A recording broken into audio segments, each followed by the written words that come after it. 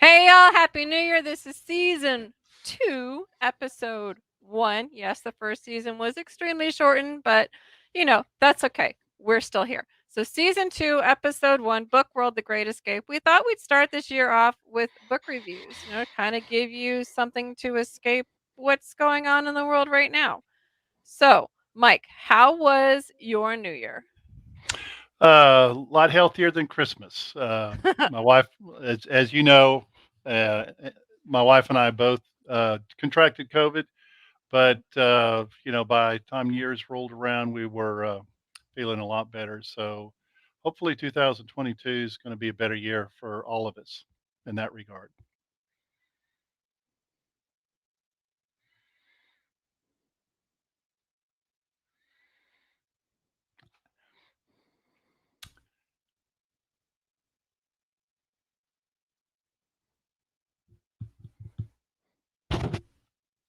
Here. Okay. There you go. There we go. Okay. So I said, Morning, Miss Julie. How I spent my New Year's was basically we got exposed to the flu and COVID over Christmas. So we're not sure which, pretty much flipping a coin, but it doesn't really matter. We would have treated it the same. So, yeah, basically, we spent the whole New Year's each on a chair. So we were sitting up so the drainage came down with a vaporizer between us and our poor animals going, What's going on? So, but yeah, we're kind of Trevor's still a little bit more down. I'm kind of fighting it because my OCD is taking over and I need to get my Christmas decorations down. It's starting to bother me. So that's kind of what I've been doing all this morning. And all of a sudden, look at the clock and I'm like, oh, crud, we need to be online in 10 minutes. So, like I said, today we're doing book reviews. So, Mike, book reviews are important. Can you explain why? Well, for independent authors, um, they are kind of like the gold standard by which your books get noticed and the rank in which they are displayed when you're on search platforms like Amazon. The more book reviews you have, uh, good, bad, or in between, uh, the algorithms, as I understand them, the way work on Amazon, when you come to a certain category or keyword, your book goes to the head of the line if you have more reviews than books that do not. Hmm. And of course, uh, we all as authors, and you know this, CJ, we've talked about this before. Getting a good review and getting a review from somebody that says, "Hey, I really like this book," it makes all the hard work and effort worth it. It leaves you with a good feeling, and it's just something that sort of reinforces that, hey, maybe I'm doing something right. People really like this my book or something like that, and it's reinforcement, that hey, we're doing something right. So it's not just selling books; it's also uh, if you're a reader and you enjoy an author's work, let them know about it because that's important. I That pat mean, on the that back. could very well be the one thing that continues to help propel them to write. Exactly, exactly. And So, today's books, I picked a really good one, and I know you picked a really good one. Why don't you go ahead and start? okay, so I am trying to do kind of a mix between mainstream authors and independent authors, and so today the book that I would like to review is Warrior of Altai by Robert Jordan. Now, Robert Jordan, for those who don't know him, he is the author of the Wheel of Time series, which is currently a prime series on Amazon.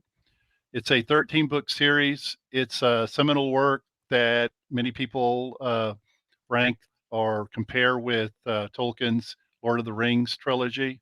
Uh, and it he's one of the giants in the fantasy genre that people like myself obviously write about and read. Uh, Jordan, a little background about him. He uh, he was a graduate of the Citadel Military Academy. I think that's in South Carolina. I'm not quite sure. He's also a Vietnam War vet. Uh, he started writing, I think, after he he was he got out of the service. And the interesting thing about the Warrior of Altai is this is a manuscript which has sat unpublished for over 40 years. Wow. His widow, his wife, decided to publish it, and I believe it was released last maybe the first of this year. The copyright was first of this year. I was first introduced to Robert Jordan when I was a teenager and in college because he was writing the Conan series, which was originally produced by Robert E. Howard. Howard died back in the early 1930s, and the Conan franchise or books kind of laid there until I think the late 60s and 70s, and there was a resurgence of interest in that. And the best of the authors that took up the Conan mantle in writing was Robert Jordan. Mhm. Um, and that's how I was introduced to him. Now, I read the first 5 books of the Wheel of Time series, which maybe talk a little bit about later. But what interests me about this particular book was that the Wheel of Time series, the elements that make it what it is, you can find those in this early manuscript that is now a published work, Warrior of Altai, uh, which he again wrote over 40 years ago, Mhm. well over So 40 what's years the ago. basic premise of it? So the Warrior of Altai uh, is the main character is Wolfgar. He is a horse lord, Mhm. very similar to the Dothraki in the Game of Thrones, uh, and they are a plains horse warrior people that, much like mm, in our history, the Mongol hordes and things like such as that, Got it. they lived, slept, and moved on horses across plains and the very nomadic type of life, nomadic warrior type of life. And in their world, there are cities and caravans, and the way that Wolfgar and his people survive is by raiding caravans and taking from others, making slaves out of the captives, taking their possessions, that sort of thing. A very, you know, uh, very violent and brutal way of life. Mhm. So into this, you have uh, a change where uh, the watering holes that they survive on are being poisoned, and the magical element of the fantasy setting here is that you have time travelers. Elspeth is another main character. She is a history student who apparently, and I never, the book doesn't really explain all this. Again, it's a manuscript that you could tell he was feeling his way along, but she's a time traveler. Doesn't really explain how she was a time traveler or all of that. But at any rate, she ends up in this world in the midst of this conflict, and of course, her and Wolfgar, connect, and a you have battle scenes very reminiscent of a Game of Thrones, Mhm. Dothraki sort of thing, and you have evil magicians. So the elements of Wheel of Time, for those who are watching this who are familiar with that series, the Aes Sedai, which are a sect of women in in uh, Wheel of Time that have magical powers. They channel magic, Mhm. and you have the Sisters of Wisdom, okay, in the Warrior of Altai, which are, I would say, the predecessors, or maybe that's where Jordan later got his idea for the Aes Sedai. And you also have a mountain range that spans this world called the backbone of the world, which in Wheel of Time is called the spine of the world. So is it kind of like pulling different elements from different stories and tossing them in together? It it is um, it's there's a magical element to it, very much good versus evil as Mhm. well. Mhm. Uh, sometimes it's hard to tell the good people, the good guys from the bad guys. I mean, if you're raiding caravans and killing people and hauling them off as slaves, I don't know how good a person you might be, but Wolfgar is presented as a very sympathetic character or figure in Mhm. the book. So to So, me, let me get this straight. So, they get you to like the bad guy. Is the that the the basic idea? the yes, you know the Okay, he's that's actually good writing. If they can get you to like the bad guy, it's actually pretty good writing. he's presented as a heroic figure, even Mhm. though he does bad things. Okay, so Got it. I guess if you compare bad with worse, Mhm. sometimes the bad in comparison looks better than the worst, if you understand what I'm saying. So, If it's there's almost some, like he did what he did to survive and yes, got it. it's not a very, it would not be a very politically correct novel. Mhm. Women are slaves. Men are, dominate as warriors. Mhm. Uh, it's not a very PC novel. uh, as you might not. I mean, it's a 40 or 50-year novel, manuscript, so you wouldn't expect it to reflect, the current thinking or sensitivities of people nowadays. Mhm. Some people might find that refreshing, given Mhm. you know The the PC state world we. we live in right now, Yes, yeah. yes. So No, I'm with you. Yeah, sometimes it's just like, you know what? Rip the Band-Aid off and let it go. That's how it was back then, and that's how it needs to be written. so if I'm I more for accuracy versus, yeah, well, as we said whitewash. before, the story is important, and Mhm.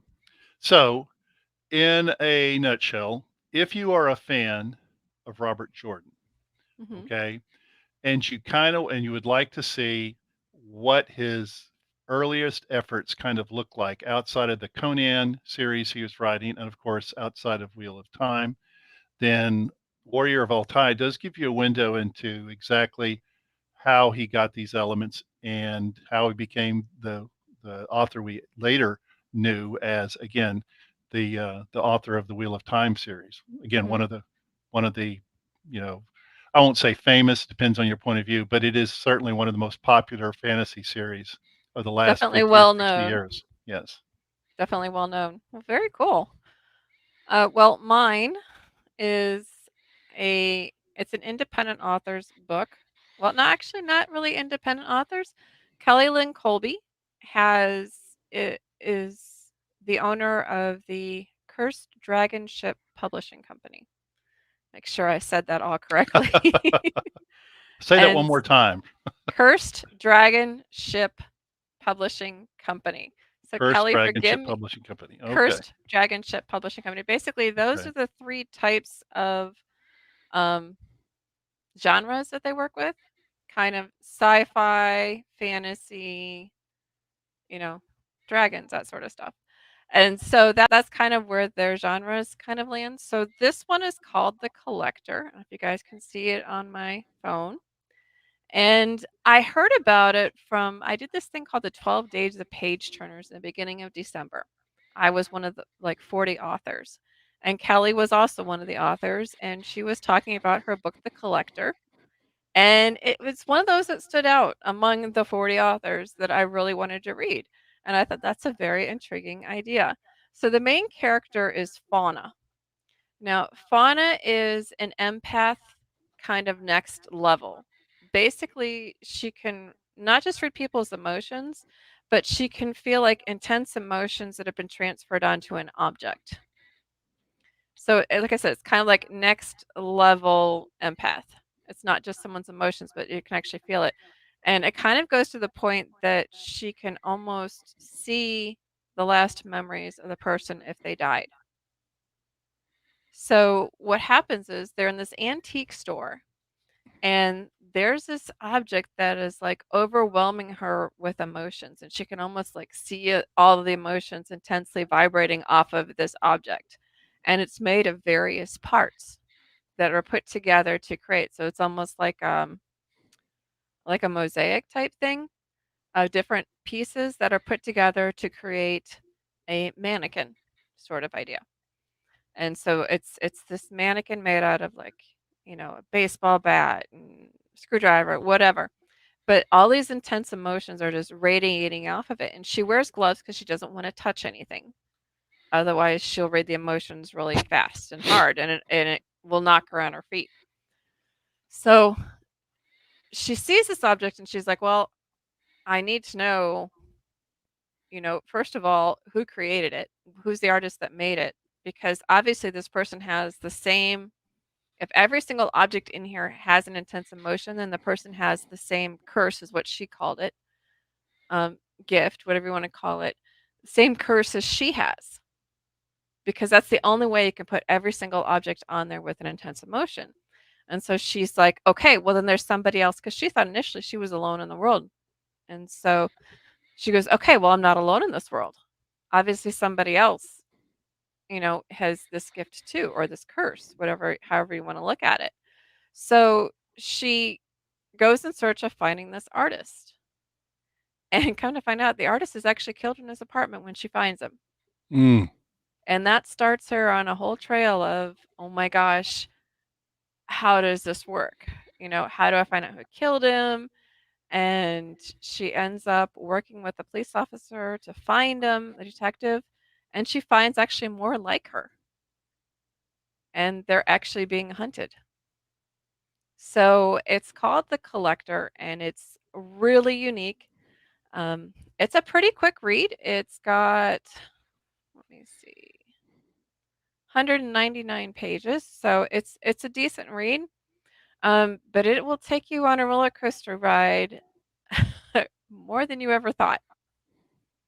It kind of will raise the hair on the back of your neck a little bit. I know both of the books so far that I've done have been like that, so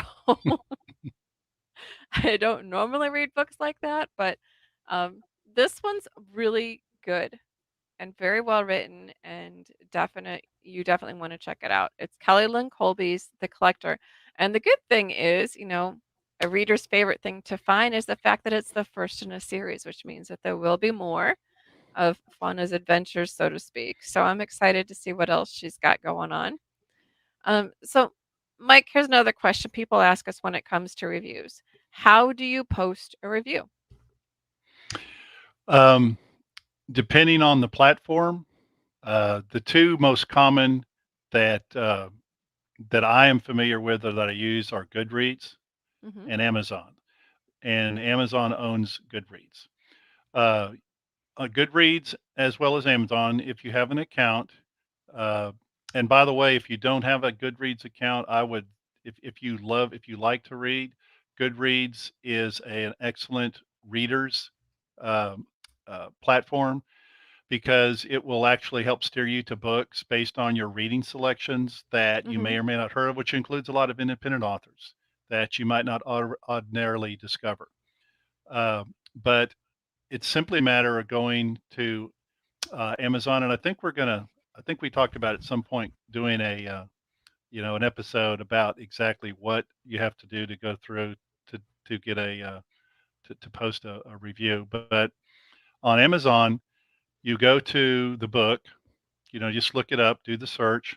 If we were talking about Warrior of Altai, you just look up the title and the author, Hmm. and it will ask you if you scroll through and you look at the information. It will ask you leave a review.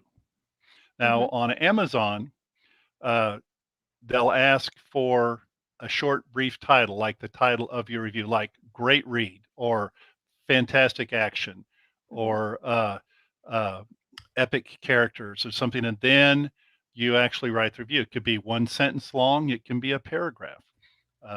It doesn't The really key is matter. to not put spoilers in, because R- that's just mean. right. Or if you are, tell the person or Like persons spoiler reading it. alert Yes, at the top of yes, it. Yes. right. Um, and leave a review. Typically, these reviews are 1 to 5 stars, Hmm. and five being the best, one being the worst. And the same would be true of Goodreads. You go to your Goodreads site.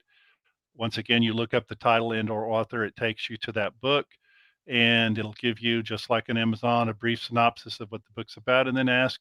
Of course, with Goodreads, they also go a little bit farther in that they have uh, do you add the book to your list? And then they also have a tab that you're actually reading it, and you can actually chart your progress. Like started on what's today, January the 5th, the 6th, Mhm. the the 5th, and finished on January the 10th. Mhm. And then you have a dialog box. You just go in and you leave. You give the stars again, 1 through 5, uh, and then you leave written summary if you want to. You don't have to leave. Uh, you don't have to leave any kind of written summary at all. But I would suggest, and I don't know how you feel about this, CJ, but if you're going to leave a review, Mhm. I strongly suggest that you give some sort of written commentary as to why you left a 5 star or 1 star review. Yeah, Uh, figure out, Something, what you liked about it, what you didn't like about it. And just remember, please, I mean, I'm not asking people to not post their thoughts. However, this is somebody's heart that they're putting out there, and mhm, people can be cruel. And there are some trolls. Let's face it, there are trolls out there. But, try not to slaughter the work when you do it, because that's somebody's heart and soul that they're putting out there, sure. you The know? On There Amazon, are some legits. There's a difference between being a critic and leaving a critique. yes. Seriously, there is a difference. Legit. On Amazon, the other thing to keep in mind is if you have purchased the book, Mhm. and it can be an ebook, a 99-cent special. Mhm. Okay. Uh, that carries more weight on the algorithms that Amazon uses than if you don't purchase a book. You can leave a review regardless, one way Mhm. or the other, but if you have purchased the book, it does carry, like I said, a little bit more weight. So, And if uh, you've purchased it at like a book show or a Comic-Con or something, note that as well, because it might not say verified purchase on top, but right, you can put that, yes, I purchased this book at right. this event, whatever the event was. So if I don't know if y'all can see this or not, but you can see the barcode. Can you not Mhm. on the bottom? Yep. Okay. So on Goodreads, if you're a member of Goodreads and you have an account, they have a barcode scanner. Okay. So what you can do is once you're a member of Goodreads, you simply scan the barcode of the book and it automatically enters it into your list of books and you're ready to go, whether it's to read or leave a review. It's very simple. I did not know they did that. How long Yeah. have they been doing that? As long as I've been a member, which is 6, 7, 8 years. Interesting. Yes. That's something I did not know. That's pretty cool. So you don't have to go through searching for the book itself. No. And it automatically lists it as part of your books as well. It becomes part of your books to read or have read. So it's already cataloged for you. Does Got it. all the Now work. that has to be through, Goodreads. yeah, but it has to be through your phone then. That's probably why I didn't do it, Yes. because I always Yeah. access it through the computer. That's probably why I didn't know it. I've done it. I think I've done it on an iPad as well. Mhm. Uh, But it but has to have yes. the camera to scan it, so Yeah. Yeah. got it. That's pretty cool. I did not know that. So, if you guys find a book that you happen to like and you think other people will like, make sure to leave a review. Those reviews can mean the difference between sometimes authors putting down their pen or picking it back up again. Because I know sometimes writing can be exhausting. Honestly, it can. When you're writing a lot, like for example, I've had literally 5 books published since August 30th. That's a lot of writing I did in the last year. The sixth book is being at the end of January. And so that's a lot of writing and it's exhausting. And so it's like sometimes I need to take a break. But when I get those reviews or little notes saying, "Hey, really liked your book. When is this coming out? Are you going to do more with it?" The characters stuff like that. It's an encouragement to, okay, well then yeah, it was worth it and I'll keep going. And you just keep sometimes Right. it's that day. Like I have like 10 of them that I keep out for those moments because just like any other art form, you have those up and your down moments. And it's Famous authors like Robert Jordan, for example, the late Robert Jordan, mhm, reviews are never an issue. mhm, Stephen King, reviews are never an issue. John Grisham, reviews are never an issue. Independent authors, it's like the little engine that could. You have to mhm. try harder, and the reviews. are, again, not just, as you said, affirmation and encouragement. Hey, job well done. We enjoyed your book. That's like manna from heaven to an author. But at the same time, it does help out the author. Mhm. And most book reviews, uh, and it does, you don't have to be a technological genius. You don't have to be a Michael Dell or somebody like that. It's very simple, Mhm. and it takes usually less than 5 minutes. And like I said, with the barcode on Goodreads, it's 5 seconds of scanning, and the book is there. And Yeah. all you have to do is just leave a brief review, and Or you if it's that's at the end of a Kindle, it gives you the option right there. Just oh yeah, that's star true as how many well. you want to star and do Right, a 1 or 2 line review if you're in a hurry. You can always go back and do a different one or edit yours if you want to go in a little bit more detail. But they try to make it as easy as they possibly can. right. And again, for independent authors, and for those, there's thousands in Texas alone, no telling how many nationwide. Hmm. Uh, you know, it's hard. It's Writing is not as easy as you might think, nor getting a Hmm. book published as easy as you might think. And it's very much uh, Labor of love. it is. And encouragement is always welcome, uh, if not needed from time to time. Hmm. Well, and I know specifically this time of year in like heavy cold and flu season anyway, and now with adding whatever variant we're working on for COVID this year, um, you know, people are down for the count for quite a while. And sometimes they need an escape, especially if they're in quarantine for a certain amount of days, and so there's plenty of books out there. And producers, movie producers, show producers, hello, you don't have to keep remaking stuff. There are books out there that are phenomenal that, you can pull from. I will be 16th novel coming out at the end of January. My 16th. You have how many? Six, You going on have seven. 6 going Yep. on. You'll have 7 this year. And Hmm. so that's just 2 of us. And these are original stories that you don't have to copy from when it was first made, make new. There's brilliance out there everywhere you look, There is. So for authors, for writers, for readers, for film people, there's so much out there for you to look at and for you to find. You just got to take a look around and check it out. But again, our recommendations for this go round, mine is The Collector by Kelly Lynn Colby. Mike, yours is Is The Warrior of Altai by Robert Jordan. awesome. Now, next week, we won't be here because Super Hubby has an appointment in Houston we have to go to. It's been planned for several months, so sorry, guys. However, the weekend after, we have a special guest coming in, Caleb Purtle, and he's a historical fiction author. So we're pretty excited to talk to him and find out what it's like writing historical fiction because, as we've talked before, you can't be a pantser writing historical fiction. And we'll find out a little bit more details on how that looks. And, for those who like historical fiction, tune in and find out what all it takes to write historical fiction. For those who Right. write historical fiction, maybe see if he has some tips or tricks.